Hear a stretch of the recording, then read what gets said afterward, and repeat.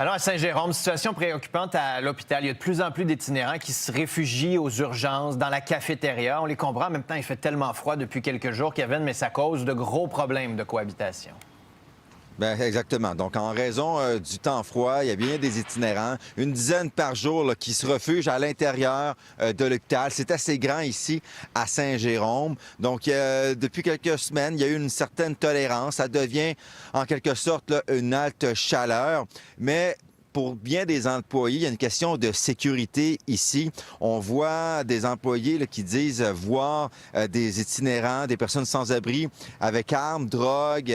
Même des gens ont vu des scènes de masturbation à l'intérieur. Il y en a plusieurs qui craignent pour leur sécurité, mais pourtant, il y a bel et bien des haltes chaleur disponibles ailleurs à Saint-Jérôme. Mais ce qu'on me disait, c'est que pour certaines personnes sans abri, bien, on préfère aller à l'extérieur en raison là, de ne pas suivre les règlements. La cohabitation est difficile. On en a parlé ce matin avec un employé de l'hôpital suivi d'un des responsables là, des sans-abri ici au 6 des Laurentides.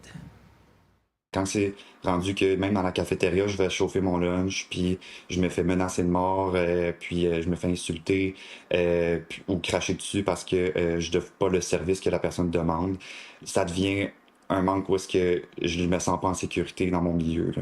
On est rendu où est-ce qu'il y a un état de peur, en fait. Là. On a eu une approche de bienveillance, de tolérance envers eux, mais là, on va devoir recadrer certaines choses parce qu'il y a eu des comportements d'incivilité, des comportements agressifs qui ont été manifestés, puis il faut ramener ça dans des paramètres pour offrir des services de qualité, puis offrir à nos employés un environnement sécuritaire de travail. C'est une responsabilité d'employeur. Des employés affirment même là, voir des policiers de Saint-Jérôme là, amener à l'intérieur des personnes sans abri. Donc, on assure que d'ici les prochains jours, on va augmenter la sécurité. Il y aura une offre psychosociale aussi à l'intérieur. Je vais rencontrer là, le maire de Saint-Jérôme dans les prochaines minutes pour voir c'est quoi le plan là, pour cette crise à l'itinérance ici à Saint-Jérôme.